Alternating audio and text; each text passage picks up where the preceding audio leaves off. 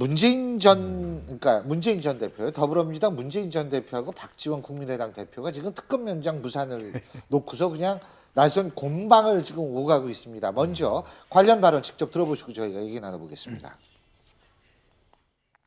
관련해서 이제 잡아뗀다 제가 대한민국의 모든 국민들, 모든 정치인들께 말씀드리고 싶습니다. 정치 제발 국민들 보고 하십시다. 예. 감사합니다. 예. 예. 그러니까 먼저 총리 뽑고서 네. 탄핵했으면 지금 이렇게 되지 않느냐 이 얘기인데 어떻게 보세요? 네, 결국 이제 이게 특검법 연장이 안 된 게 두 가지 저는 불비 현상이 있다고 봅니다. 특검법 자체를 아마 이제 입안을 할 때 특검 연장을 어떻게 할 것이냐 이 문제를 놓고 할 때 예전에 특검법 그 비자금 특검법 같은 경우는 그때는 그냥 대통령한테 통보만 하도록 되어 있었습니다. 이번 같은 경우는 이제 협상을 하면서 대통령이 인가를 받도록 되어 있었거든요. 그러니까 그런 문제와 함께. 근데 이제 문제는 이 근본적인 문제는 이제 선 총리를 할 것이냐 이걸 갖고 이제 사실 논쟁이 있었죠. 왜냐하면 이 총리라는 지치가 얼마나 중요합니까? 그러다 보니까 결국 그때 박지원 대표라는 이런 분들이 먼저 총리를 중립 내각을 비슷하게 만들어 놓고 아니면 김병준 총리를 한다든지 해놓고 난 다음에 해야 된다는 게 했었는데 결국 그걸 추미애 대표나 문재인 전 대표가 끝까지 반대를 했었거든요. 이제 그런 측면을 봤을 때는 총리의 중요성을 너무나 강조한 것이 아닌가라는 게 이제 현실적으로 지금 야당에서 국민을 비판하고 있는 지점입니다. 자, 근데 이게 양쪽에서 이 국민을 바라보고 정치를 해야 된다는 얘기도 뭐 틀린 얘기는 아닌데 지금 안희정 지사도 이 국민을 바라보고 정치를 하는 거지 어디를 바라보는지 논란이 지금 되고 있는 것이 선한 발언했었죠. 그죠? 그랬죠. 선한 의지. 그런데 선의 지금 어제 3.1절 기념행사에서 이런 얘기를 했습니다. 우리의 자랑스러운 역사 속에는 김구도, 이승만도, 박정희도, 김대중도, 노무현도 있다. 그들 모두가 대한민국이다. 이 얘기, 기존 노선을 고수하겠다는 얘기입니까? 더군다나 대연정도 다시 주장하고 있다 그러죠. 그렇죠. 기존의 노선을 고수할 뿐만 아니라 그걸 더 강화하는 느낌이에요.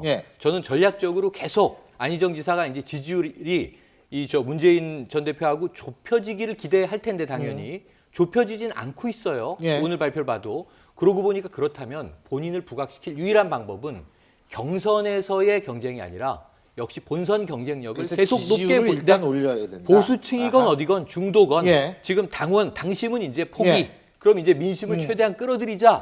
그래서 이제 민주당의 경기를 헐어버리는 전략으로 가고 있다고 보고요. 그러한 맥락이 지금 이제 큰 이 역대 대통령에 대한 언급 외에도 깨알 같은 언급들도 많이 이어지고 있거든요. 그런 측면에서는 안 지사는 이제 민주당의 범위를 넘어섰다. 나는 이 국민 대통령 되겠다. 통합 대통령 되겠다는 방점을 가지고 본선 경쟁력으로 붙어보겠다라고 하는 전략을 세운 것 같습니다. 그래서 어제도 광화문 집회 안 가고 AIG 현장 갔나요? 그렇죠. 어떻게 보세요? 저는 그건 굉장히 훌륭한 판단이었다고 생각이 듭니다. 지금 이제 어제는 특히나 더 뭐 물리적인 충돌이 있을까봐 여러 걱정들이 있었잖아요. 그런 데서 광장에 이제 정치인들이 나와서 뭐 태극기 집회 한국당 의원들은 정말 말할 필요도 없는 거고 그러다 보니까 이제 대선 후보가 대권 후보라고 하는 사람들이 좀 무책임한 거 아니냐라는 이제 비판이 나올 즈음에 이제 안희정 지사가 이렇게 그 민생 현장을 나간 거죠. 저는 안희정 지사의 이 그러니까 중도층뿐만 아니라 중도 보수층까지 껴안는 이런 뭐 대연정이라든가 이런 우리 역사 중에 뭐 훌륭한 우리 대통령들 중에 뭐 이제 선명성을 부각한다 그러면 절대 말할 수 없는 사람들까지도 거론하고 이런 진짜 통큰 정치를 보여주고 있는 것이 본선 경쟁력으로 참 훌륭하지만 이게 경선을 뚫을 수 있을까? 참 아까운 후보 하나 놓치는 거 아닌가?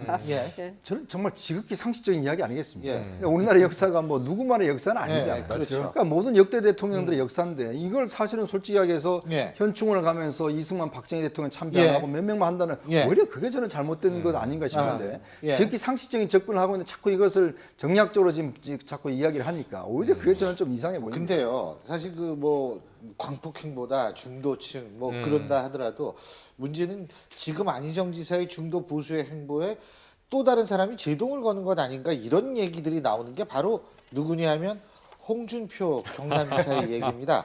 화면 함께 보시고 저희가 얘기 나눠보죠. 지사님 지지율이 3% 이상 나왔는데 3%는 좀 그렇다. 그것도 지지율인가? 국민 90%가 여론조사에 응하지 않습니다. 지금은 좌파 강풍 시대야. 지금 여론조사는 광적인 지지계층만 응답하는 여론조사예요. 저는 그 진주의 역할도 가능하다고 봅니다. 예. 물론 예전에는 홍준표 지사에 대해서는 어디로 튈지 모른다 그래서 럭비공이라는 말도 좀 있었고 예. 또 다소 과격한 발언을 한다 그래서 한국의 트럼프라는 얘기도 있지 않았습니까? 예. 그렇지만 이 홍 지사는 우리 보수를 대표하는 분명한 정치인 중에 한 사람입니다. 또 날카로운 판단력 또는 비판력을 갖고 있는 사람으로서 예. 저는 우리 자유한국당의 재선 주자로서의 자격이 충분하다고 보고 있습니다. 예, 자유한국당이 분명히 홍준표 지사한테 관심이 많아요. 네. 근데 거기 이미 대선 출마 선언하신 분들도 많고, 많은데 많죠. 그런데 또 진주라고 얘기를 하면서 네. 이렇게 얘기하는 거 이게 무슨 의미일까요? 그러니까 이제 지금 어떤 면에서 보면 이제 흥행 요소는 상당히 되죠. 네. 왜냐하면 자유한국당 내에서 뭐 많은 후보들이 있다고 하지만 예. 사실 그 후보들을 다 합쳐봐야 이제 지지도가 한 자릿수 이상 나오지 않지 않습니까? 이제 그런 면에서 볼 때는 지금 황교안 대행과 홍준표 지사가 만약에 경선전에 뛰어든다라면 상당히 흥행 요소는 있을 겁니다. 이제 근데 문제는 이제 홍준표 지사의 어떤 지금 현재적 위치가 상당히 애매한 위치예요. 왜냐하면 지금 재심에서 이제 무죄를 받긴 했지만 일단 대법원에 지금 일단 항고심이 예. 있지 않습니까? 그 판결이 어떻게 될지 모르겠고 그다음에 이제 황교안 대행과의 지지율 싸움에서는 결국 서로 뺏고 뺏는 싸움이잖아요. 예. 그러니까 뭔가 플러스 알파를 하는 게 아니고 그 지지도를 그냥 가져오는 그런 싸움이거든요. 이제 그런 측면을 봤을 때는 과연 확장성에 있어서 확장력이 있겠는가라는 것들이 이제 좀 의문시가 되는 거죠. 네, 저는 보수 후보들이 좀 당을 떠나가지고 저는 팀 플레이를 해야 되는 예. 보수층 입장에서는 지금 아하. 위기 상황이라는 거죠. 예. 응급 상황이기 때문에 예. 그러니까 홍준표 지사는 보수 후보 중에 누구도 해내지 못하는 저런 어떻게 좀 막말에 가깝지만 여튼 또 보수 쪽 입장에서는 예. 사이다 발언들을 하고 있고 유승민 의원은 유승민 의원대로 경제 전문가 아니에요. 안보 쪽이고 그러면은 노무현 정권의 실패한 경제 정책에 대해서 집요하게 또 물고 늘어져야 되는 거고요. 뭐 이렇게 좀 팀 플레이를 하면 좀 그 경선 구도도 재미도 있고 뭐 보수층으로서도 좀 더 뭐 말씀하신 흥행도 있고 좀 이렇게 기운도 나고 그럴 것 같아요. 이 말씀대로 근데 되면 얼마나 좋겠습니까? 간단하게요. 많은 지금 홍준표 지사의 주적은요. 예. 황교안 권한대행이에요. 계속 각을 세울 겁니다. 그죠? 네. 바로 그 황교안 권한대 어젠가요? 오늘이군요. 오늘 국가 조찬 기도회에 참석을 한 발언이 주목받고 있습니다. 함께 들어보시죠.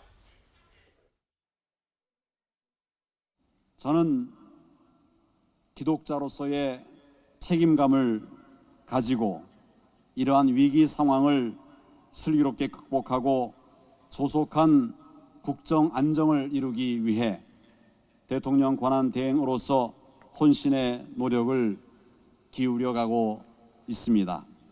잠언 16장 9절의 말씀을 기억합니다.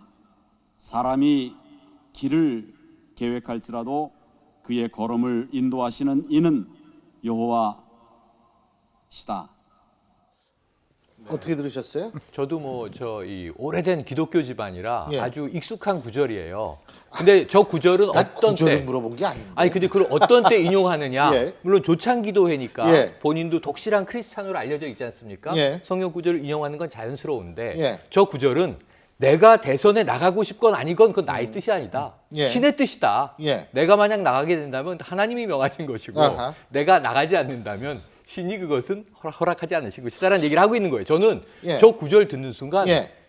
이번에 대선 출마할 것 같다. 이런 느낌이 확 들었습니다. 아니 지금 네. 황대만 이게 황교안 통일 대통령 만들기의 만들기. 약자입니다. 황대만 공식 모임이 어제 오프라인에서 모임을 가졌고 황사모, 황대총 뭐 많이 움직이고 있는 게 출마 가까웠다는 얘기 아니에요? 그러니까 제가 어제 이제 태극기 예. 집회를 이제 뚝 둘러보니까 예. 그 황교안 대통령 만들기 위한 책을 팔고 있더라고요. 예. 그 뭐 책이 최근에 아마 출간이 돼서 이제 아하.